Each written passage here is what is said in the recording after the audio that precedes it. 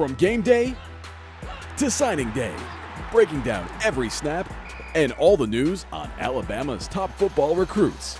It's time for Crimson and Blue Chips with your host, John Garcia Jr.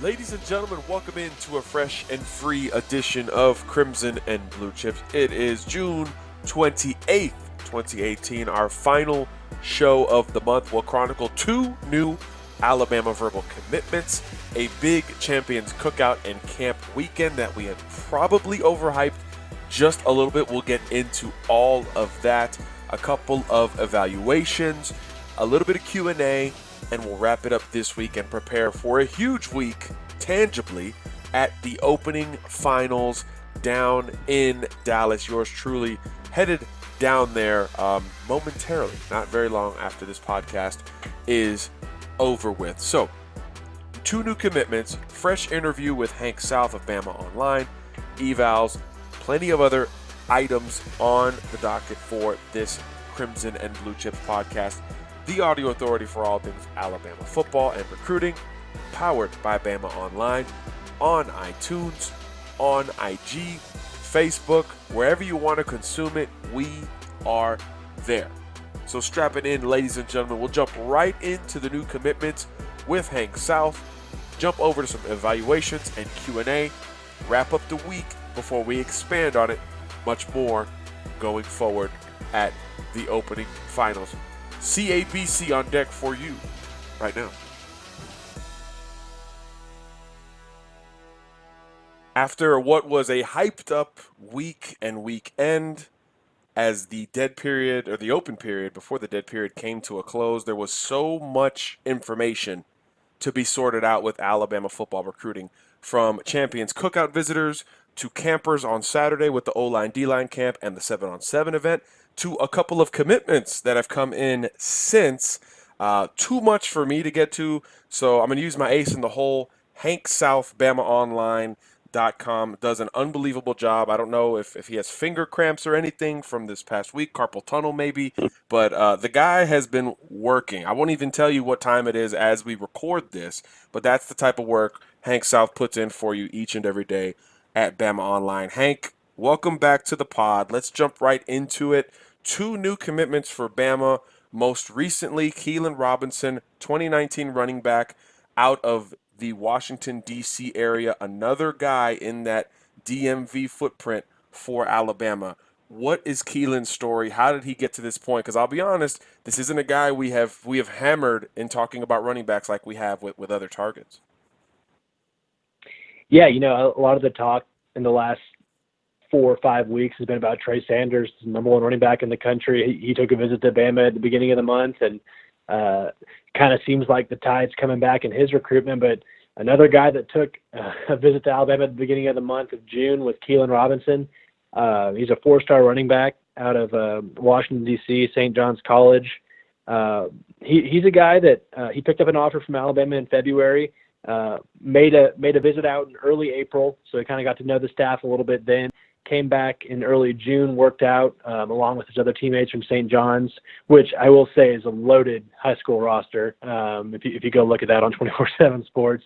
But, yeah, I mean, the plan has kind of been, we've talked about it a little bit on Bama Online, to take 1 to 2 running backs in the 2019 class. And obviously, I know a lot of Alabama fans are saying, hey, they take Keilan Robinson now, and what does that mean for Trey Sanders? And, I think it just means Trey Sanders is still a major priority in the class. Keilan Robinson is a kind of that smaller frame back, 5'9", 184 is what we have him listed at. He's kind of that scat back that can do a lot of things. He can move out in the slot. He can catch passes out of the backfield.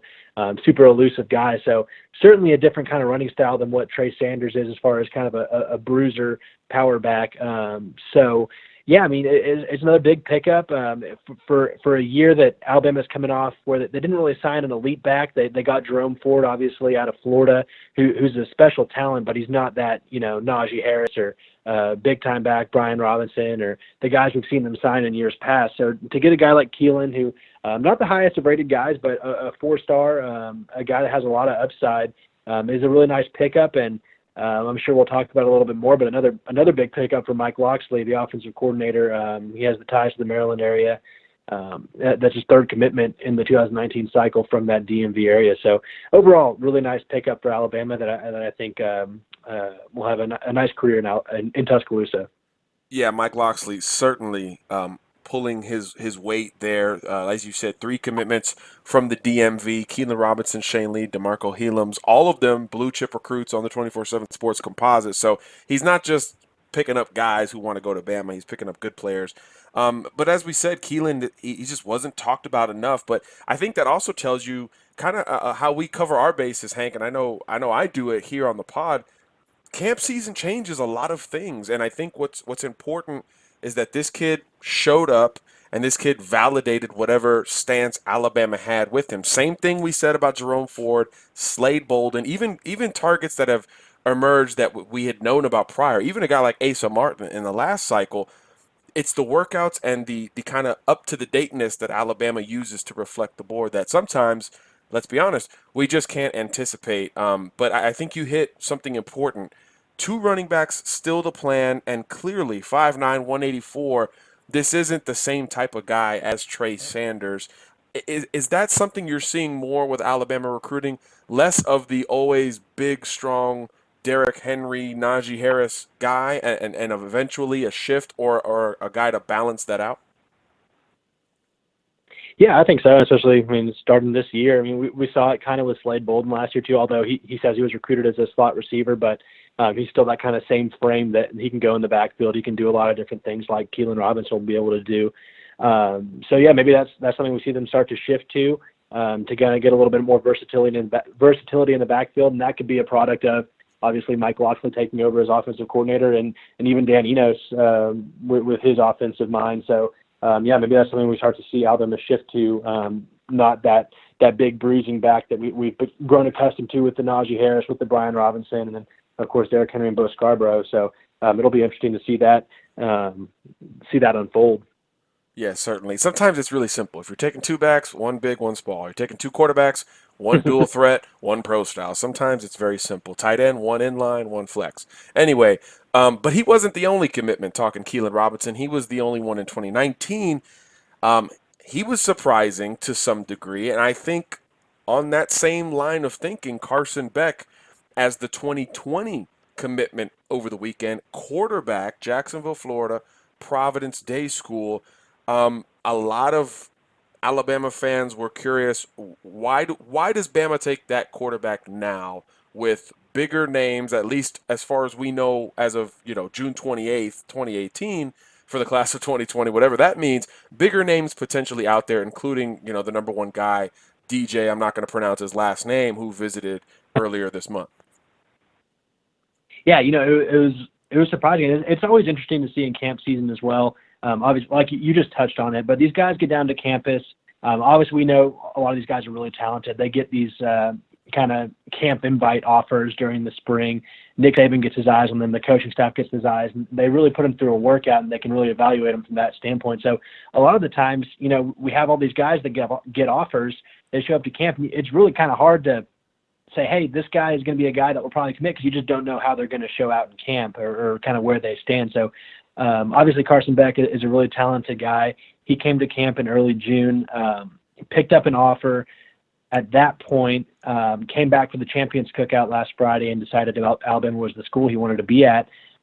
He's more of that, obviously, pro style frame. But if you turn on his film, he's actually pretty athletic for his size. And it's interesting with Carson Beck. He wasn't even the starter for his team last year. There's another guy, I believe his name is Carter Bradley, who signed with Toledo.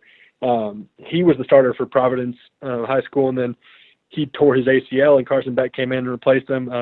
I believe started 4 full games. But you watch his tape, and he kind of has all the traits you look for in a quarterback, and I think he showed that to the staff. I actually just talked to Carson a couple minutes ago before this podcast, and he was saying that every single coach on the staff had told him that he was the quarterback they wanted in 2020, and they said he said that was kind of the first time that all the staff members have agreed on a quarterback prospect where they were all in agreement on that being the one guy they wanted, which I thought was interesting. That's what he says. It is kind of not a head scratcher, just because obviously, I mean, he worked out for the staff. They put him through their drills and everything. But like you said, DJ, and I'm not going to try to pronounce his name either, but the number one quarterback in the country was on campus a couple weeks ago from St. John Bosco out in California, and he's a guy that's really interested in Alabama. And obviously, I would assume that Alabama will still continue to look at quarterbacks and recruit quarterbacks in the cycle. But Carson was telling me, hey, they only told me they only want to take one in 2020. And obviously, I mean, we're a long ways away from 2020. You never know what's going to happen with the quarterback room. We saw what happened in 2016 when Jalen Hurts took over as starter as a true freshman, and the mass exodus of quarterbacks that we saw out of Tuscaloosa. So we'll see if that remains the case. But I think this kid's a special talent, and we'll get to see more of him this year when he takes over as full-time starter at his high school. So, and I should mention too, he's committed for baseball as well. So he was committed to Florida for baseball, got the Alabama offer, decided he wanted to go the football route, but also committed to play baseball at Alabama as well. So dual sport guy obviously adds that kind of extra dynamic of athletic ability that you see in the multi-sport athletes. So overall, good pickup, and I think he'll be a guy that will have like Keilan Robinson, have a good career in Tuscaloosa.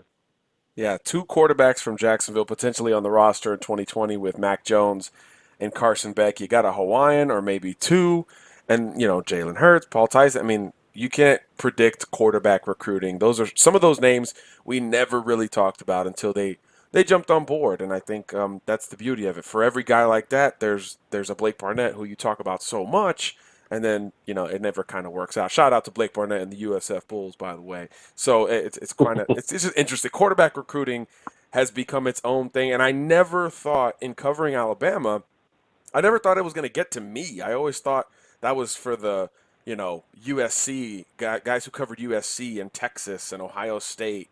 And some of these, I guess, at the time, flashier, sexier programs, well, it's like the quarterback conversation at the team level and recruiting level nationally begins at Alabama, and that is unbelievable to think about. It's to the point where people are complaining to some degree about a 2020 quarterback who they don't know anything about, good, bad, or indifferent, and yet and still he might help the Crimson Tide in two sports. So amazing surprises this weekend. But Hank, you touched on the Champions Cookout itself.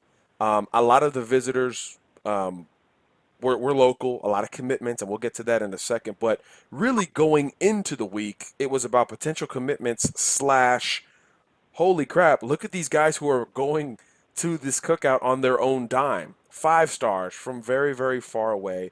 I want to touch on 2 from the West Coast. One of them, the number 1 player in the country on the 24/7 Sports Composite, Keilan Thibodeau. The other, one of the most popular names we're asked about, Fa'atui Tuitele, out of Hawaii, 5-star D tackle. What do we know about their visits? How big was it just for Bama to get those guys on campus again? It was huge. I mean, I'll start with Keilan Thibodeau. For a guy that visited Alabama back in April for a weekend. He came out of that visit raving about Alabama, and that was part of a tour he took, I believe, like 4 weekends in a row. He was at FSU, Oregon, and I think he went somewhere else during that series of trips. But to get him back on campus on his own dime, like you said, within 2 months of his last visit, prior to the dead period, was massive. And I think with Keilan Thibodeau, obviously when you're the number 1 recruit in the country, you're not a guy that needs to really rush a decision. You're going to have a spot available for most schools, not just because he's the number 1 player, but he's a very talented player. He's number 1 for a reason. Yeah, I mean, to get him back on campus I think he stayed through Sunday. He got on campus on Friday, stayed through Sunday. Spent a lot of time with Tosh Lupoi. I don't believe he camped from what I was told, but did spend a lot of time with Tosh Lupoi. He spent a lot of time with Alex Leatherwood, former 5-star as well, during the camp and during the visit. So we'll see what happens. I think he's a ways away from making a decision. I know he wants to enroll early, but he's not going to make a decision anytime soon from what he's told us when we've talked to him. One of the biggest things with Keilan Thibodeau is he plans to return to Alabama for an official visit for the Iron Bowl. So he's going to be back on campus just a few weeks before his final decision. So I think Alabama is really a serious threat here. You look at West Coast guys, and it's always easy to say, oh, they're going to go to USC, they're going to go to UCLA, they're not going to leave home. But Kayvon Thibodeau has family in Louisiana. He has roots in the South. He's a California kid, but he's not opposed to leaving. And I think Bama has a very legitimate shot at adding him to the class. They're treating him as a priority at that linebacker position, and I think he understands that. And so to get him back on campus to kind of reinstill that back into him from when they last saw him in April was big. But again, I think Kayvon Thibodeau is enjoying the recruiting process, so I think it'll be a while before we see anything from him. And then as far as Fatui Tuatele, I mean, that's even bigger to get a guy to come from Hawaii. Yeah, that's two flights. That's two flights just to get there. Hawaii to Cali somewhere, and then all the way across the country at that point. Most people don't even understand that. Yeah. Yeah. So I think he was an easy guy to kind of peg, hey, this guy's going to commit this weekend, and that's kind of what a lot of people thought. I put him on commitment watch. I'm not going to lie. I thought there was a good chance he might pull the trigger, but like we talked about, Alabama likes to work guys out just because they're a five-star recruit. In most cases, they still have to pass the Nick Saban eye test. They still have to go through Alabama's workouts. And from what we heard about Fatui Tuatele, obviously, for those that don't know, Alabama's workouts are closed to the media, so we're not really allowed to go in there. We have to kind of follow it on social media or talk to people that were there. And there's been some mixed reviews about how he performed. I think, obviously, he flashed potential. I mean, he's a five-star for a reason. He's a really talented kid. But I don't think he had his best days of workouts, I guess I'd say. So I think there's still kind of conversations about where he sits with everything. Obviously, Alabama thinks very highly of him. I think Bama's still probably the team to beat for him at this point. They're still trending.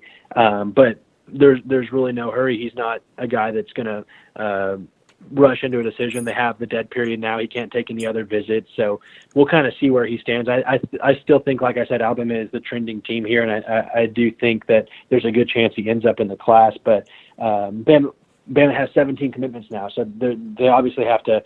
They can't just there's not a lot of space left. They have to kind of really think about these last few remaining spots they have and figure out what they're going to do. So we'll see if Fatui Tuatele is part of that equation. I think he will be. And then obviously Kayvon Thibodeau, he's not a guy that he has a spot waiting on him for probably every school in the country. So he's not a guy that really needs to make a decision yet. But to get those two guys on campus again before the dead period, 2 5-stars of that caliber recruit was big time and certainly a momentum builder and kind of just a sign for how big this Champions Cookout has gotten out. I mean, I think it started 3 years ago. We were like, oh, they're having a barbecue. There's a few recruits coming, and now it's like all these 5-stars are coming. It's the biggest recruiting event of the year almost, and it's blown up into this whole big thing now. So it's been fun to cover.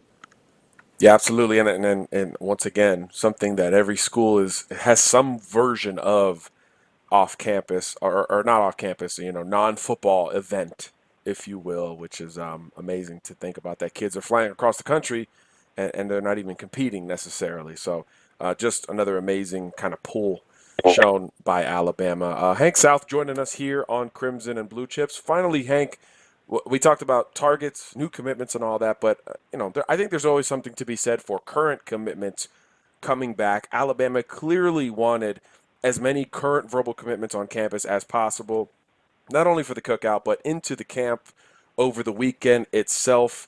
I don't even know if we have the full number of commits who came back, but it seemed like every commit came back, including a guy who all of a sudden is the most talked about, quarterback in the country, even though he's committed to Lia Tagovailoa.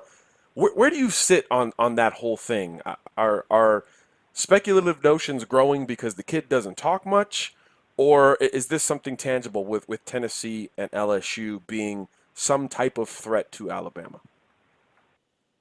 Yeah, I think it's a combination of both. I mean, I am one of the, as my belief, I think it would be very hard to see Lia Tagovailoa going anywhere other than Alabama, especially if Tua is Alabama. Let's say, the quarterback battle is still happening. Obviously, it's going to be Tua Jalen in August and kind of leading up to the season opener against Louisville. But I think most people believe Tua will be the starter. And when that happens, if that happens, which it looks like it's going to be, to think Talia would flip at that point. It's just hard to imagine. But with that being said, he did take a visit to Knoxville a few weeks ago.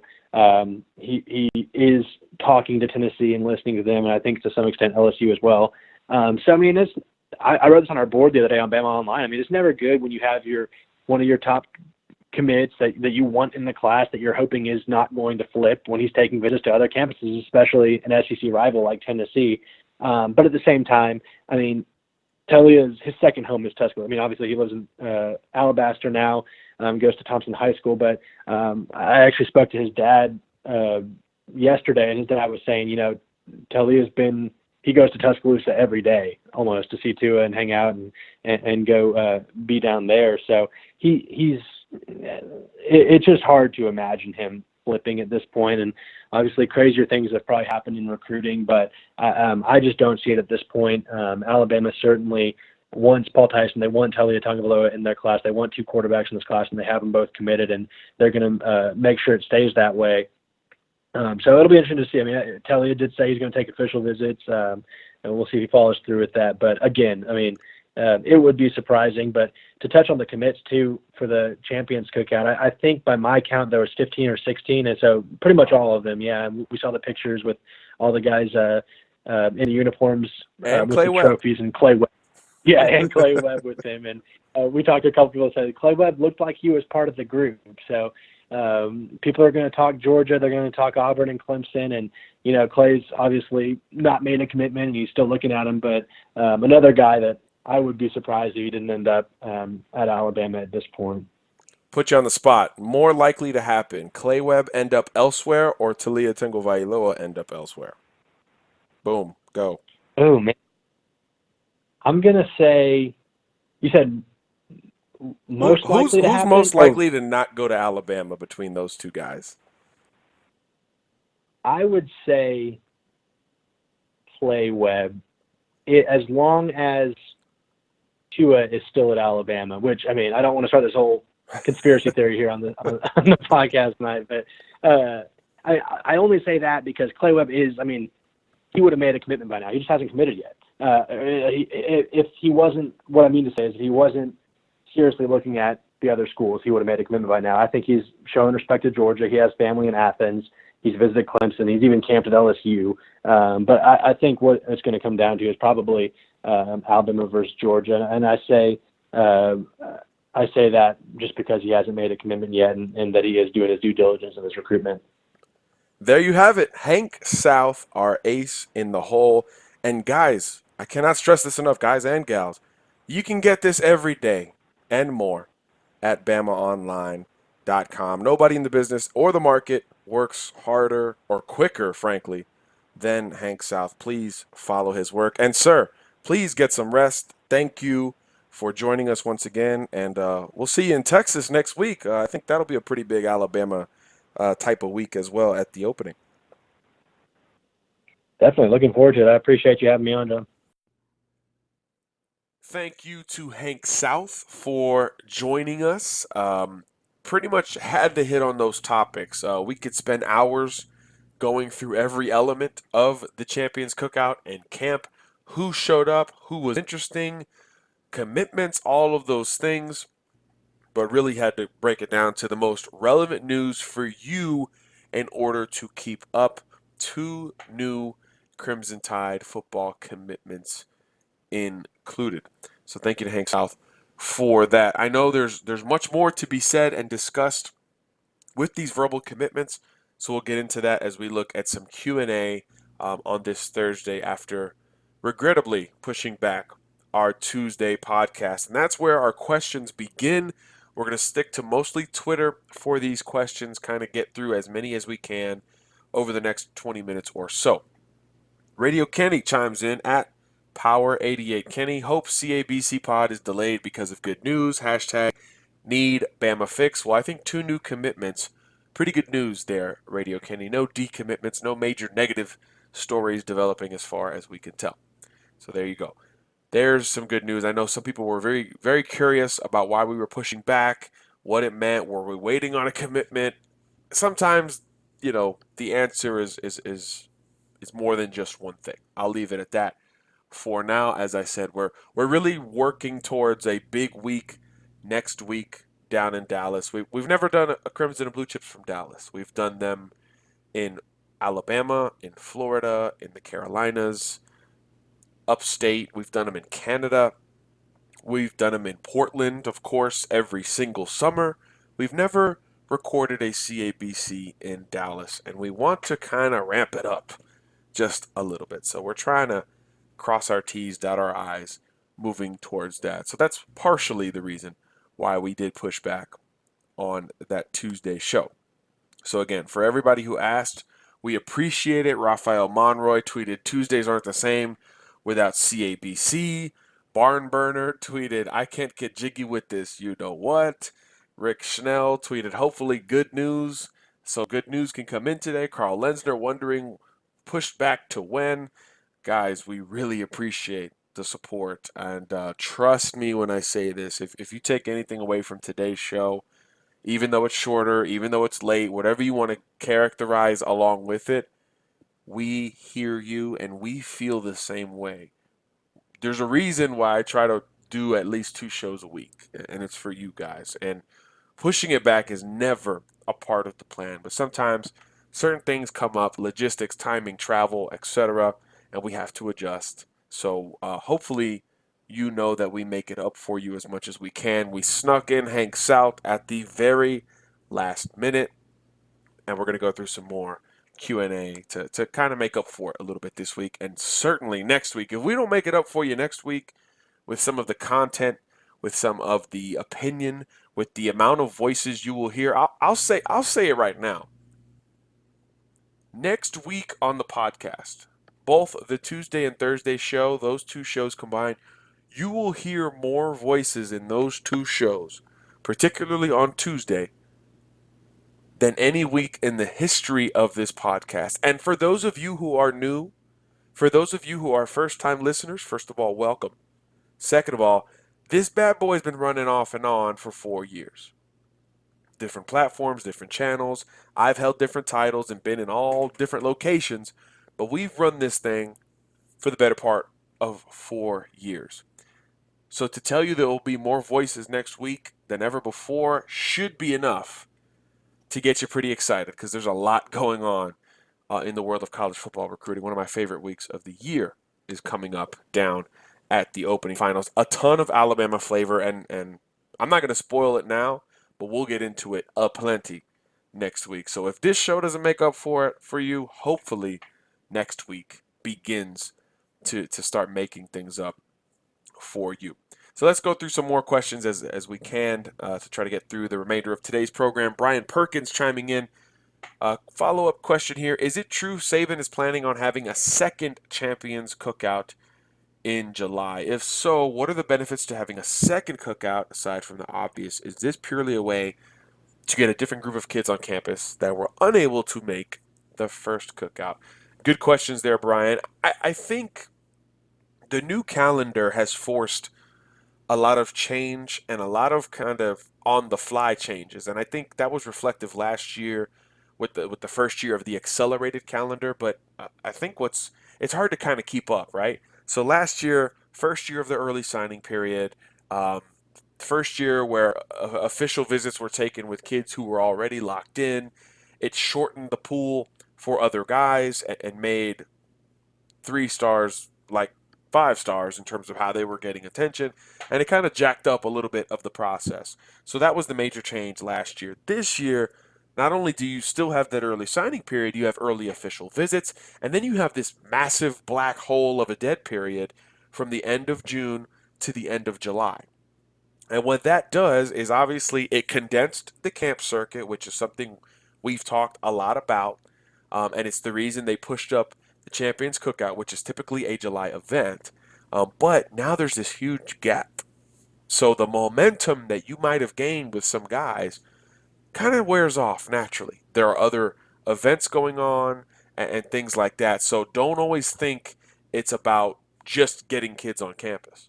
It's not always physical with these prospects. I think a lot of it has to do with mental momentum. Does that make sense? Mental momentum. I think you expect a certain thing to happen on a visit. And for this Champions Cookout, perhaps there was an expectation of more verbal commitment. So mentally, you thought you were going to close the deal on several prospects. Whether or not it happened publicly, privately, whatever, may be irrelevant. But if there are gaps in that story and it didn't quite happen the way Alabama thought, now if you have a second event, you can kind of hammer it home, bring it back mentally, and get the kids on that visit high once again. A lot of kids commit. It feels like spur of the moment, right? It feels like a momentous thing that sometimes you don't even see coming. Kind of like these two guys who committed to Alabama here over the weekend, or over the last couple of days. However, sometimes it's as simple as, you know what? We're recruiting this guy. Do we love him? Nah, not as much as this school, but guess what? If he's on our campus, he's not on that campus.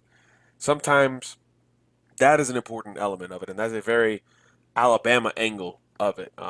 If you don't think Nick Saban's taking guys just so his rivals didn't have him, even if he knew X, Y, or Z wasn't going to be a significant contributor before his time in Tuscaloosa or Baton Rouge or East Lansing or Toledo, Ohio was up, or Kent State, you're crazy.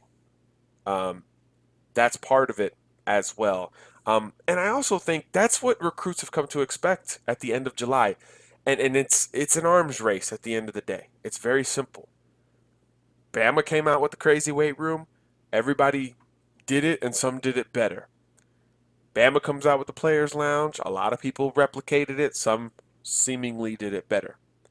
Other schools have bought in on these nutritional lounges, things like that. What does Bama do? Bama just opened their own. Bama's got Bama cuts. It's an arms race in recruiting, but that extends to when you have kids on campus. Not just the bells and whistles when these kids are there, but when do you have them there?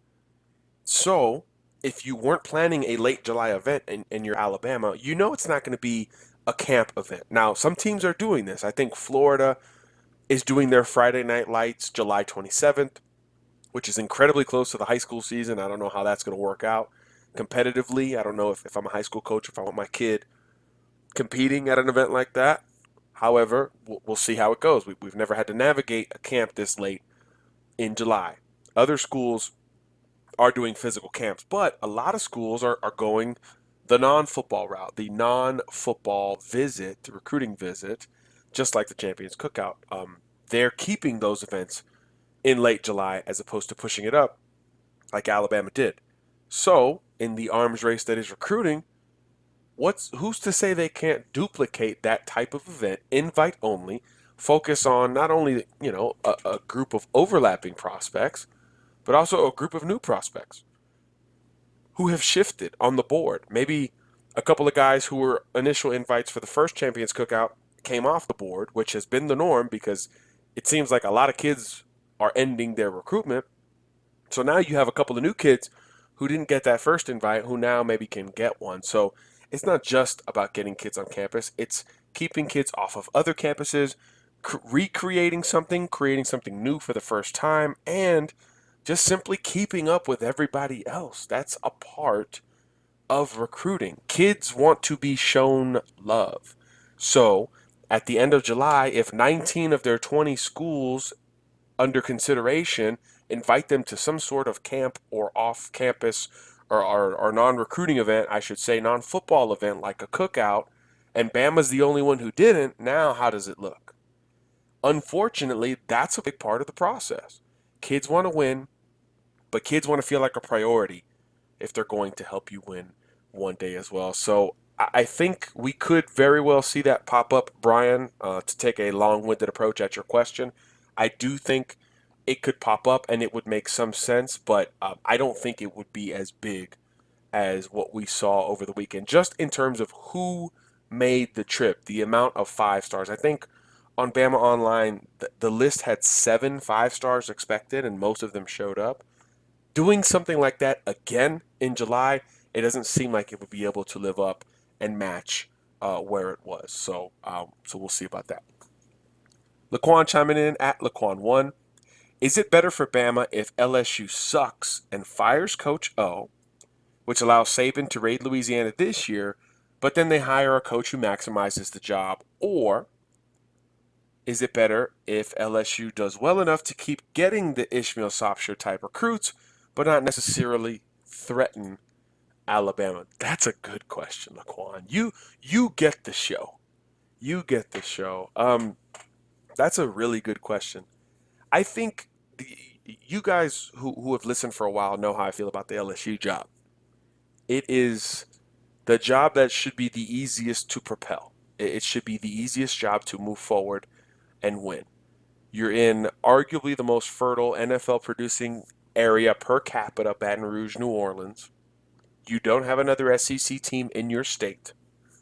Your school has amazing tradition in the best conference in college football with national championships, seemingly great resources, an atmosphere that kids literally dream of being a part of one day that is completely removed from football itself.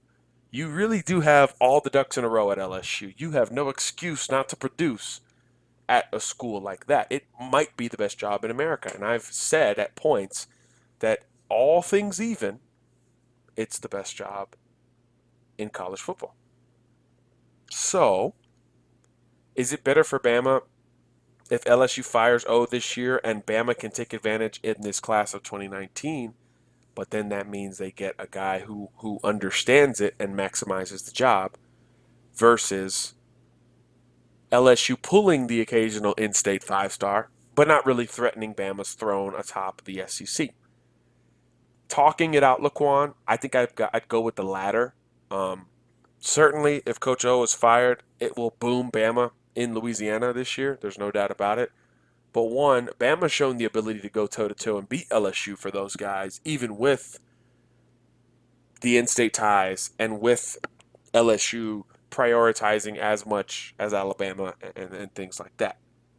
And two, at the end of the day, any one kid isn't going to change the culture of a school like LSU or a school like Alabama. So losing that kid occasionally isn't going to sink Bama's ship, if that makes sense. But if the right guy is in Baton Rouge and everything is in a row and he maximized what I think is a better job pound for pound than Alabama, gasp. How many of y'all turned on the podcast? Turn off the podcast, I should say. If they get that guy or girl, I guess, if that happens, now you're talking about, okay, when does it shift from Alabama to LSU in the SEC? Right now, it's inconceivable to think about. You just don't see it happening. You don't know when that's going to happen. And if it shifts away from Alabama, LSU's not even the first school people would mention. I think some people would say Auburn. Some people would say Texas A&M. Most people would say Georgia. It ain't going to LSU.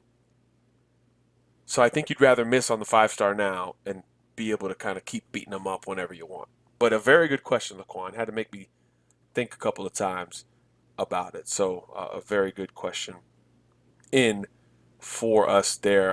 Brian Perkins, also curious. Wanted to get some more info on the Champions Cookout. I was under the impression several kids were on commitment watch. Are there some silent commitments we don't know about? And finally, Daxton Hill. Over, under 75% we bring him on board. Brian, I think Daxton Hill is a guy who could very well end up in this class, but 75% is a strong number for a kid whose older brother is the best player on Oklahoma State's roster and who everyone else thinks is going to go to Oklahoma. Alabama is a legitimate threat. It is a three-team race, and Bama will not finish third. But to say 75% that they're going to finish first is a little high for me, so I'll take the under on that 75%. Brian, as far as the cookout and silence, look, if you're on Twitter, right? If you're on Twitter checking out things over the weekend, even casually like I was, I'll be honest with you, I wasn't dialed in to every minute. That's what you have Bama Online for.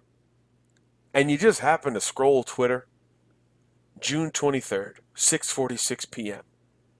quote, "This 2019 class will go down in history.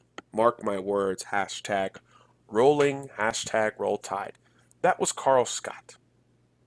7:47 p.m. on that same night, Brent Key quotes the tweet and says, all caps, "Attention, this is not a test. Again, this is not a test. All others should take over immediately. The tide is rolling." 25 minutes prior to that, Josh Gaddis quoted it and said, "Just wait on it. Winky faced emoji. You better believe it. Hashtag roll tide."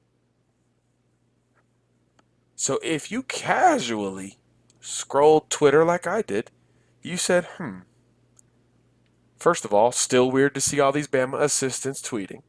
That's the first thing I said. Secondly, damn, they're all on the same page about something. Even Carl Scott, who never tweets. Could there be a silent commitment or two or three or more? I think inevitably that answer is yes. Are they all class of 2019? No. Do I know of all of them? No. Do I know of more than have come forward? Yes. Am I going to give any more hints? No, because silent commitments are, how do I put this lightly, a joke in our business. Now, the term silent commitment means I've privately committed to a school. However, the school does not leak it. The kid never says it. And I don't inform the other schools involved in my recruitment that my recruitment has come to an end. So a silent commitment is more like, hey, I really like your school right now. And some people will tell you a commitment is just an admittance of who is number one for you right now. Obviously, that's different for every kid. So silent commitments are kind of like playing the lottery. Like if you win and that kid goes public, it's awesome. Yeah, he was silent. Let's pump it up. He was silent for 6 months. But if he doesn't go, what do you say? Former Bama silent commitment signs with Georgia? Doesn't sound right. It's not right. And look, there's nothing binding between a public commitment. So imagine how fragile and fluid a silent commitment is. I'm sure I've said this. I know of multiple kids who've been silently committed to multiple schools, but I know a kid who was silently committed to 4 schools at the same time that all legitimately thought they were getting him. That kid is an Auburn Tiger right now. I'm not going to say anything else. But 4 schools legitimately thought they had him in the bag. So, Brian, we were all under the impression that there would be more public commitments. There were not. There's been 2 to this point. I don't know if that's considered disappointing when Bama has the number 1 class in the country and added to 19 and 20. But to some people, especially the spoiled Bama fans, that actually would be somewhat disappointing. But a very, very good question there. Let's get to one more and wrap up this week of podcasting as we prepare for an exciting event. Clap it up, clap it up. The opening. We get to see good on good. No more 4-star against kid I've never heard of who looks like he paid a lot of money to be at said event. No. How about 4-star on 4-star, 5-star on 5-star? All day long for multiple days. This is where separation begins, ladies and gentlemen. So we're excited about that. But we'll get to one more before getting to that point. It comes from our buddy Josh R. at _Insider_Alabama. Compare and contrast Kevin Harris and Ayabi Anoma.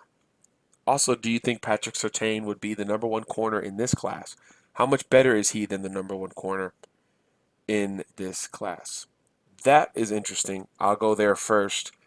Yes, Patrick Surtain will be the number 1 corner in this class. You don't see that combination of size, speed, technique, polish, confidence, swagger, experience, high-level experience, NFL pedigree, top program in the country, all of the exposure, and still living up to itness that he presented. We really have never seen something quite like that. Now, the Stingley kid who's committed to LSU, pretty darn good.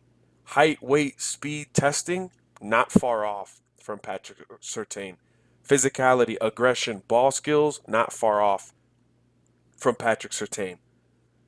But pure corner polish, advanced technique, consistent ability against elite competition. It's only June, but he's not there yet. He's not there yet. Now, next week, as I just kind of hinted at, could take us there for him. But he's not there yet. If he goes to the opening and locks down the Jaden Hazelwoods and the George Pickens and the Frank Ladsons of the world, cool. He's earned it. Maybe we can have that discussion. But not yet, Josh. But I see where you're going with this. And this is a really good cornerback group, but I'm still taking Pat. And then the first question you had, compare and contrast Kevin Harris, Ayabi Anoma, two elite edge rushers who aren't scratching the surface of what they will soon become. I actually was talking to a buddy of mine in Georgia, very familiar with Kevin Harris, who said he is up to 227 pounds. That is the best thing that a Bama fan could hear about Kevin Harris at this point, because the last time I saw him in person, which was a mere 5.5 months ago, the dude looked like he was a wide receiver. Again, great first step, productive pass rusher, nobody could touch him, but he was like 205. So the number one thing everyone says with him is, hey, the kid's got to fill out. He's still got a ways to go in that department, but if he's really gained 25 pounds in that short amount of time and maintain what we think is the best first step in this class, he's on his way. Ayabi Anoma was a little bit more advanced physically. Both of them are first step guys, first step showers, guys who it does not take long for them to get on you. Now, pass rushing polish, competition level, production, Harris is going to edge out Anoma at the end of the day. But Anoma's 2 years into his football career from an area not known for it in the DMV, although Bama is raiding the DMV in this class. But he was taller, he was heavier, more explosive, and nobody dropped your jaw last year like Ayabi Anoma did. Kevin Harris has yet to ascend to top 2 or 3 pass rusher in this class. It's not his fault. Great class. Thibodeau, Nolan Smith off the top is ridiculous. So he has to get into that threshold first. But again, this is the time of year where guys are going to turn up, where guys are going to do a little more than you expect or a little less than you expect. And if I had to put money on it today, Josh, Kevin Harris is going to be one of those guys that puts out a little more than folks expect at the opening and as a senior at Grayson High School. I'm still taking Ayabi Anoma in a rankings future NFL draft ceiling upside conversation. He's a wider framed kid, more compact, more pop at the point of contact. Harris, longer, leaner, a little more ways to go physically. But in this class right now, Harris is the guy I'm buying. I'm buying his ascent moving forward. So not quite 5-star status where Anoma was becoming, but he's not too far either. So hopefully that answers your question, Josh. And hey, a long way to go in the rankings. So before all is said and done, they might be very, very close in terms of that comparison. But both pure edge rushers, pure first step guys, still each still has a long way to go physically and certainly developmentally to become a complete edge player, not just an edge rusher. But that'll do it for today's podcast. Ladies and gentlemen, thank you to Hank South for joining us. Thank you to you for participating.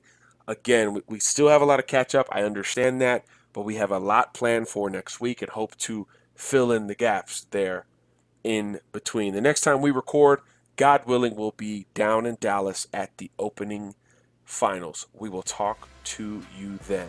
God bless. Garcia out. You've been listening to Crimson and Blue Chips with John Garcia Jr. Please be sure to tune in again on Tuesday. Until then, keep up with all the news on Twitter at CABCPOD.